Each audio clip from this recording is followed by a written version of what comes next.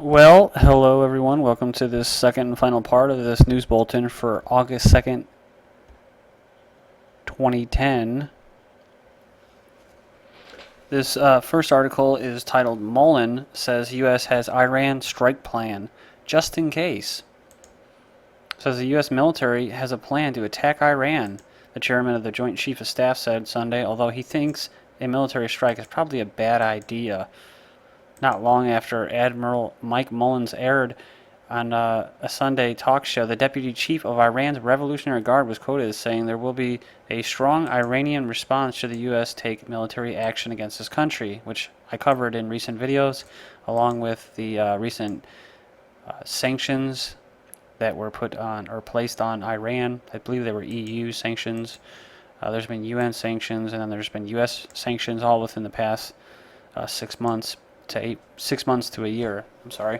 And the U.S. Congress just put in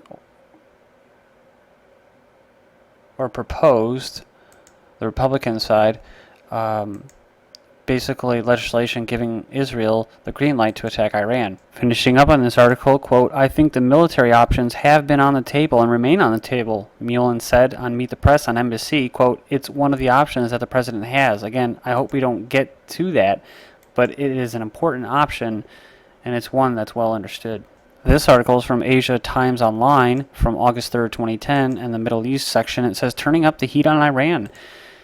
And it says, never interfere with an enemy while he's in the process of suicide. This is a quote widely attributed to Napoleon Bonaparte and is also the advice Israeli analyst Guy Bekor gives to Israel leaders.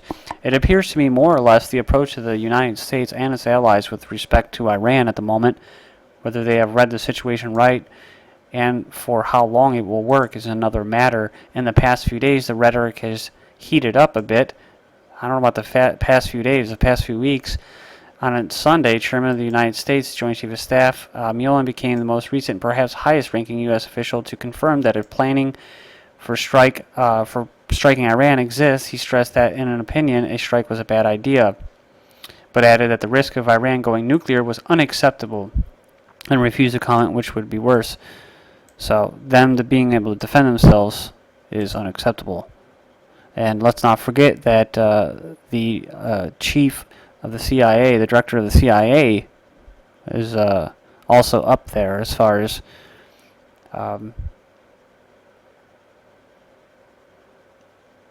being a high-ranking U.S. official. I think that the director of the CIA is pretty high up there as well. So if he says something, that kind of should stick too. And he did say something. He said that a strike on Iran was very likely. So, you guys like this little IBM here? This little phallus with a world with the sun coming off of it? Like a nice little Eye of Horus. But the phallus? I look at all this shit, man. It's fucking crazy. And this is U.S. casualties in Afghanistan soar to record highs. This is from the newsobserver.com. And it says this was posted July 30th and 31st of 2010. It says Afghanistan in a summer of suffering. America's military death toll in Afghanistan is rising, with back-to-back record months for U.S. losses in the grinding conflict. All signs point to more bloodshed in the months ahead, straining the already shaky international support for the war, which there already has been, and there from the controlled WikiLeaks basically telling us what we already knew. The whole event similar to, I guess, I wasn't alive back then, but like a 71 was it? Where there was a leak of the Pentagon, basically telling everybody back then what everybody already knew. So, yeah, the war is going towards Pakistan and Iran. And Afghanistan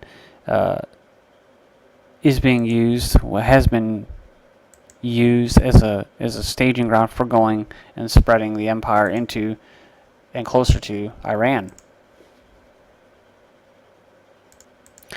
So, I watched a video the other day, and it was basically saying a news video. I can't believe what or I can't remember what source it was at this moment, but they were saying that the U.S. troops in Afghanistan are going towards the Pakistan border. They're moving towards the Pakistan border.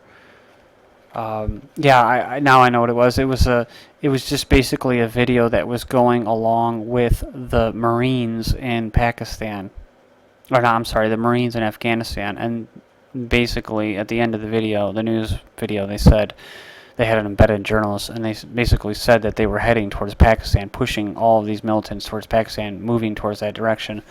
And so everything seems to be pointing towards that. And then, of course, you got all these floods that are going to, and this recent plane crash in Pakistan. So that's kind of new, the news that's been going on in Pakistan.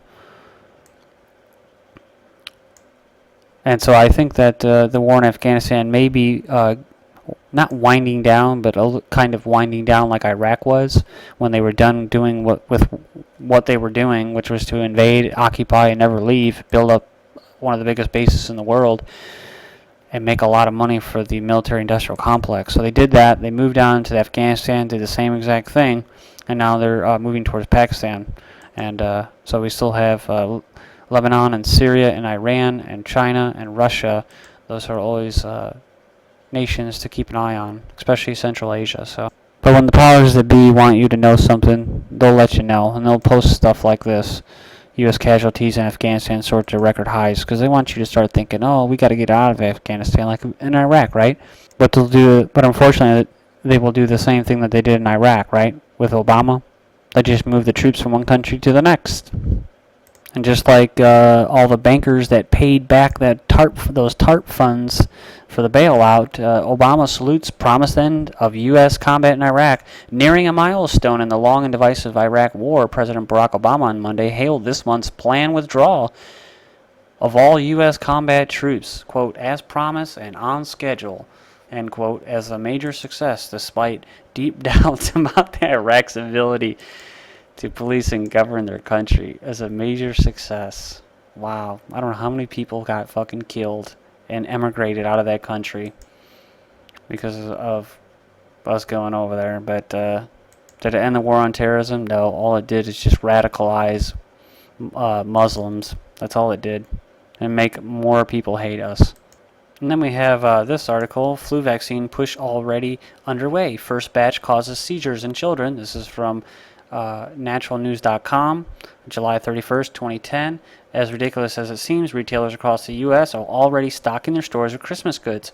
It's all about big commercial push. Of course, since retailers make about 50% of their profits during the Christmas season. Similarly, flu season manufacturers generate huge profits during the Christmas season too, and they've already begun shipping this year's winter season flu vaccines to U.S. pharmacies and hospitals. Goes on, says, reading between the lines, this year's vaccine push began with some curious admissions by the vaccine industry, reflected in a Reuters story. And it says, after the usual explanatory text about the flu vaccine, manufacturers have started shipping their largest quantities of vaccines ever produced for flu season. The story prints this curious text. Quote, and U.S. officials said they were changing the labeling on a vaccine made by Australians CSL Limited because it appears to have caused a higher than usual rate of seizures in children. And of course, they'll give children 2 vaccines, right? After stroke scans, patients face serious health risk. This is from July 31st, 2010, and this guy went to get a screening for a stroke and ended up getting over-radiated. Let's not forget how we learned that women who get breast exams are more likely to get cancer because they are being exposed to radiation. They're getting looked at too many times by doctors for cancer, and they're getting cancer. Oxford professor calls for drugging water supply. Oxford professor Julian Savoscu says fluoridation demonstrates how populations of the future could be mass medicated through pharmacological cognitive enhancements added to the water supply. This is August 1st, 2010. New York Times and other media pushing for drugging the water supply, August 2nd, 2010. Please check out this article. Good stuff. And this video. This scumbag, I like to call, is calling for lithium to put in your water supply. He says that you're, basically nuts if you disagree with him. Airline pilot, everybody forced to naked body scanners in El Paso. But remember, they're just going to be mandatory. Gaga, she goes nude for a cover of Vanity Fair. Thank you.